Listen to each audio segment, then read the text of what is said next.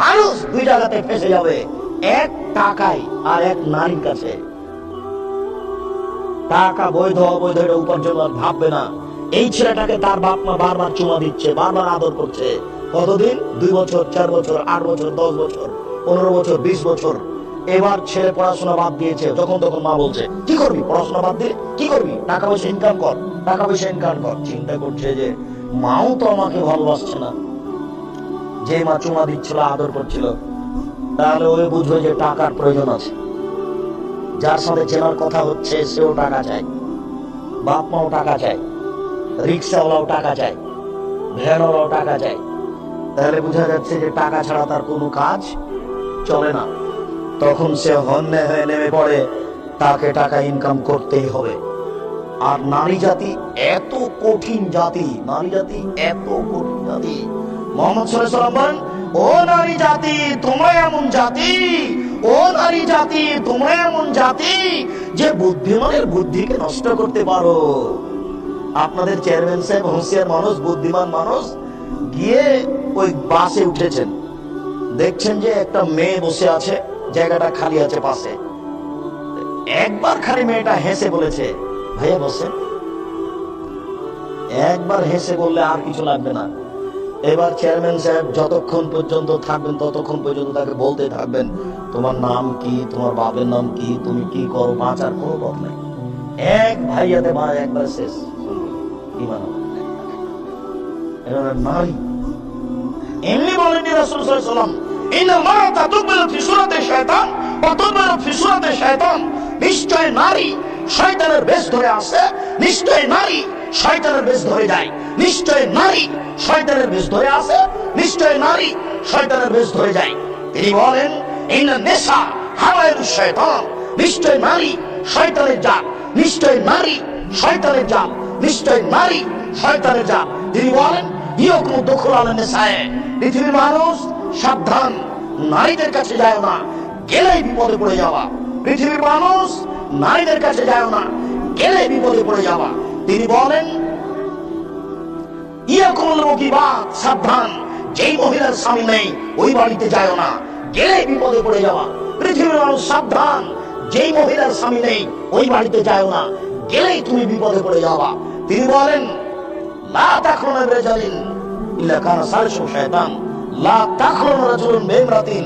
কোন নারী যেন কোন পুরুষের সাথে নির্জন একত্রিত না হয়, কোন পুরুষ যেন কোন নারীর সাথে নির্জন একত্রিত না হয়। নির্জন একত্রিত হলেই তৃতীয় জন হবে শয়তান। খুব সাবধান।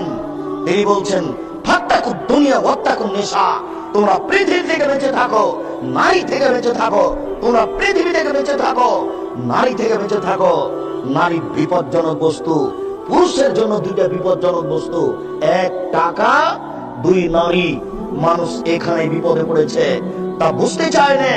উপস্থিত বৈঠকের দু একজন মুসলিম বোন যারা হয়তো বক্তব্য শুনছেন, নাও শুনতে পারে, দু একজন যদি থাকেন, তাহলে হয়তো তিনি বলবেন, কি ব্যাপার আব্দুল রাজ্জাক সাহেব, আমাদের উপরে খেপে গেলেন নাকি? এত আমাদেরকে দুর্বল বলে গালি দিচ্ছেন কেন? জি না, আপনি আমার দিনী বোন, আপনাকে গালি দিব কেন? আরে আপনাকে তো খাদিজার মতো মনে করি, আপনার গালি দিও তো আপনাকে নিন্দা করবো কেন? আপনাকে তো খাদিজার মতো মনে করি। দেখেন দেখেন দেখেন, একটু আপনি একটু দেখেন, জিবরাইল আলাইহিস সালাম আমাদের নবীকে বলছেন, জিবরাইল আলাইহিস সালাম আমাদের নবীকে বলছেন, মুহাম্মদ ওই যে দেখেন খাদিজা আতাত বিকাবিন ফিহি দাম। ও একটা বাটি নিয়ে আসছে। মুহাম্মদ ওই যে দেখেন, ওই যে দেখেন খাদিজা, ও একটা বাটি নিয়ে আসছে, তাতে তরকারি আছে। শুনুন, আসলে আপনি বলবেন, খাদিজা ইকরিউ আলাইকে আসসালামু রাব্বুকে। তোমার প্রতিপালক তোমাকে সালাম দিয়েছেন, জিবরাইল তোমাকে সালাম দিয়েছেন, আর তোমার জন্য একটা জান্নাতের কথা বলেছেন, যে জান্নাতে কোনো হইচই নেই, যে জান্নাতে হীরা মুক্তা মাণিক্য দ্বারা তৈরি। এই কথা বলে দেন বুখারী মুসলিম। খাদিজাকে সালাম দিয়েছেন আল্লাহ, এই কথাটা জিবরাইল আলাইহিস সালাম বলছেন। মুহাম্মদ ওই যে খাদিজা, ওই যে ওই যে বাটি হাতে করে আসছে, আসার সাথে সাথে বলবেন, খাদিজা তোমাকে আল্লাহ সালাম দিয়েছে গো, তোমাকে আল্লাহ সালাম দিয়েছে, তোমাকে জিবরাইল সালাম দিয়েছে। জিবরাইল তোমার জন্য একটা জান্নাতের কথা বলে গেলেন, যে জান্নাতটা হীরা মুক্তা মাণিক্য দ্বারা তৈরি, যে জান্নাতে কোনো হইচই নেই। তাহলে কি আমি খাদিজাকেও শয়তান বললাম? নাউজুবিল্লাহ। আশ্চর্য, আপনার নিন্দা করবো মানে? আপনাকে খাদিজার মতো মনে করি, আপনাকে নিন্দা করবো কেন? কেন আপনাকে আয়েশার মতো মনে করি? আয়েশা মানে দেখবেন এক মিনিট, আয়েশা মানে দেখবেন এক মিনিট, আপনাকে আয়েশার মতো মনে করি। আয়েশা রাদিয়াল্লাহু তাআলা আনহাকে আপনি এক মিনিট দেখেন। আয়েশা রাদিয়াল্লাহু তাআলা আনহা বলেন, আমার স্বামী যখন মারা গেল তখন তার কবর হলো আমার ঘরে, মুহাম্মদ সাল্লাল্লাহু আলাইহি সাল্লামের কবর হলো আয়েশার ঘরে। আয়েশা রাদিয়াল্লাহু তাআলা আনহা বলেন, আমি তখন ঘরে এমনিতেই ঢুকি, কেন? এটা আমার স্বামীর কবর।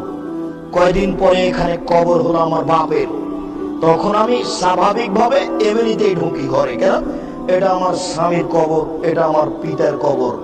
কয়দিন পরে কবর হলো উমারের, উমার রাদিয়াল্লাহু তাআলা আনহু, তখন আমি আর এমনিতেই ঢুকি না, আমি মাথায় কাপড় দিয়ে নিজেকে গুটিয়ে নিয়ে কবরের পাশে যাই। একজন বেগানা পুরুষের কবর আছে, আমার লজ্জা হয়। এখানে একজন বেগানা পুরুষের কবর আছে, আমার লজ্জা হয়। আয়েশা কবরকে লজ্জা করেন, তাই তিনি মাথায় কাপড় দিয়ে যান। আর আপনি একজন মাস্টার ডিগ্রি পাস মহিলা, এখন বসে আছেন মাথায় কাপড় না দিয়ে। আপনাকে বলবো না মানে?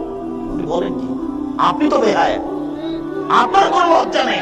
আপনাকে বলতে এসেছি শুধু রাজশাহী থেকে, আপনার পরিবর্তনের জন্য এসেছি। আপনার লজ্জাবোধের দাবি রাখি, আপনার লজ্জাবোধের দাবি রাখি, আপনার লজ্জাবোধের কামনা করি। আপনার পরিবর্তনের জন্য এসেছি, আপনাকে বলবো না মানে? আপনি বলেন কি?